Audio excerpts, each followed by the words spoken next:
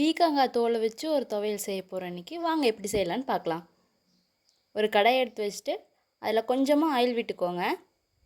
இப்போது நான் பீக்கங்காய் தோலை சீவும் போதே கழுவி சீவிருக்கேன். கொஞ்சம் மொத்தமாக சீவிக்கோங்க. அந்த தோலெல்லாம் இப்போ நான் போட்டு எண்ணெயில் வதக்கி எடுத்துக்கிறேன்.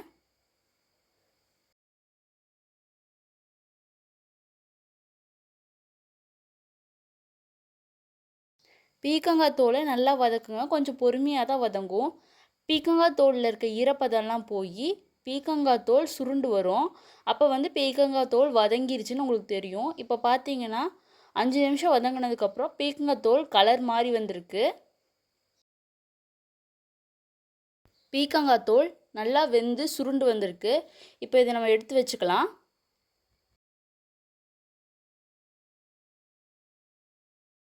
அதே கடாயில் இப்போ 2 டேபிள் ஸ்பூன் ஆயில் விட்டுக்கோங்க. ஆயில் சூடானே 1 டேபிள் ஸ்பூன் கொத்தமல்லி, 1 டேபிள் ஸ்பூன் ஜீரகம் சேர்த்துக்கோங்க. கொத்தமல்லியும் ஜீரகமும் சட்னிக்கு சேர்க்கும்போது சட்னி ரொம்ப டேஸ்ட்டாக இருக்கும். கொத்தமல்லியும் ஜீரகமும் பொரிஞ்சதுக்கப்புறம் நான் 5 பல் பூண்டு சேர்த்திக்கிறேன். 4 வரமிளகாய் எடுத்திருக்கேன். உங்களுக்கு காரம் கம்மியாக வேணும்னா மிளகாயை குறைச்சிக்கோங்க. நான் 2 பெரிய வெங்காயத்தை பெருசு பெருசாக கட் பண்ணி வச்சுருக்கேன். அதையும் உள்ளே சேர்த்திக்கிறேன். கொஞ்சமாக கருவேப்பிலை.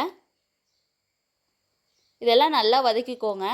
வெங்காயம் பொன்னிறமாகி வர வரைக்கும் நல்லா வதக்கிக்கோங்க.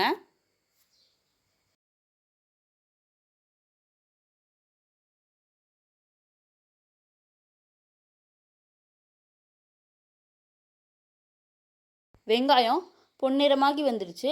இதில் நம்ம 1 கப் தேங்காய் ஆட் பண்ணிக்கலாம். இப்போ இதை நல்லா வதக்கி விட்டுக்கோங்க. தேங்காயோட ஈரப்பதம் போனால் மட்டும் போதும். தேங்காய் தீஞ்சிடக்கூடாது.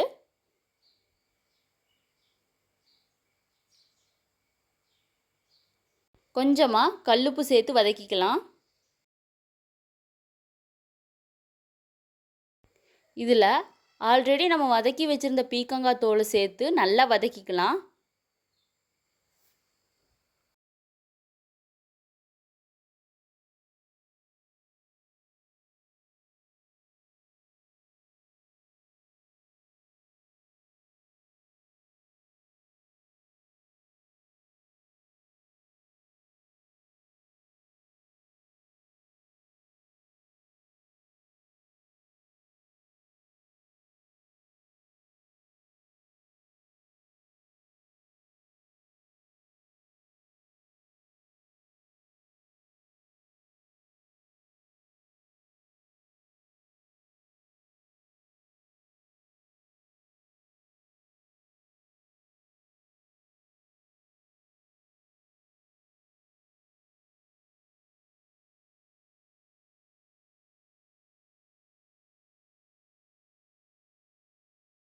நல்லா வதங்கி வந்துடுச்சு.